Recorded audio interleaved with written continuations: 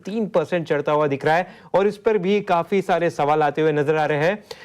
तो शरद, वापस आपके पास ही आएंगे, क्या इसके ऊपर भी कुछ खबर के हिसाब से दिख रहा है आपको? दो चीज है, दो खबर है। एक्चुअली ब्रोकिंग हाउस भी मान रहे हैं कि यहाँ पे एक प्राइस हाइक आ सकता है। जो दिल्ली इलेक्शंस कंप्लीट हो गई, बिल्कुल, दिल्ली की सीएम भी चूज हो गई, हो गया। और इनका याद रखिए महानगर गैस और गुजरात गैस इन्होंने जो है प्राइस हाइक्स ले चुके हैं, बट जानबूझ के जो इलेक्शंस में ज्यादा प्राइस हाइक नहीं लिया गया था। तो अब जो है बाजार एक्सपेक्ट कर ही रहा है कि 2 से 4 रुपए प्रति केजी जो है आपके प्राइसेस बढ़ेंगे। वो बढ़ेंगे तो मार्जिन्स भी प्रोटेक्ट होंगे। तो अब जो है फॉलो ऑन बाइंग आ रहा है। ये हम लोग जो ब्रोकर से बात किए तो पता चल रहा है। HNI बाइंग भी दिख रही है कुछ डेस्क में। तो IGL इसके कारण फोकस में है। एंड ऑफ कोर्स जेफरीज ने भी आज पॉजिटिव रिपोर्ट भी निकाली और यहाँ पे उन्होंने 2 और इम्पोर्टेंट बात कहे हैं जिसको मैं बताना चाहता हूँ कि रिस्क रिवॉर्ड रेशियो अभी फेवरेबल है। और इम्पोर्टेंटली कंपनी ने कहा है कि जो लॉन्ग टर्म LNG कॉन्ट्रैक्ट्स होते हैं जो हेनरी हब के साथ कंपनी प्राइसेस बनाती है वो अट्रैक्टिव लेवल्स पे है। एंड ऑफ कोर्स एक डिविडेंड प्ले तो है ही, एक टाइप से डाउनवर्ड रिस्क बचाता है स्टॉक का।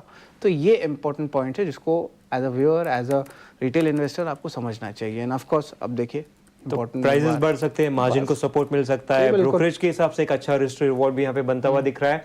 तो चलिए थोड़ा टेक्निकली भी देख लेते हैं। लक्ष्मीकांत जी, जरा आप देख के बताइए, क्या ये टेक्निकली रिस्क रिवॉर्ड के हिसाब से फेवरेबल दिख रहा है? जी हाँ, IGL रिस्क रिवॉर्ड रेशियो के अनुसार काफी फेवरेबल दिख रहा है।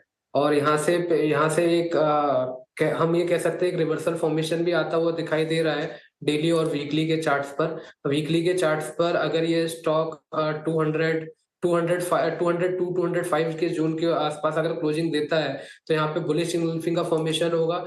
डेली के स्टॉक्स पे अगर हम देखें डेली के चार्ट्स पर तो पिछले 4 दिनों से अगर हम सीक्वेंस देख रहे हैं तो हायर टॉप हायर बॉटम का फॉर्मेशन बनता हुआ नजर आ रहा है। और आज ये इसने अपने 20 डेज मूविंग एवरेज के ऊपर बढ़त बनाई है। RSI में पॉजिटिव क्रॉसओवर है। तो मुझे लगता है कि अगर ये स्टॉक 205 के ऊपर अगर सस्टेन होता है ऑन अ वीकली चार्ट तो हमें अच्छी खासी तेजी देखने को मिल सकती है। तो देन उसका अगर ये 205 के लेवल को क्रॉस करता है, जो नेक्स्ट रेजिस्टेंस दिखाई दे रहे हैं वो दिखाई दे रहे हैं 210 213 के आसपास। और अगर उसके ऊपर बढ़त बनाता है तो जो मेजर हर्डल है वो 235 का है।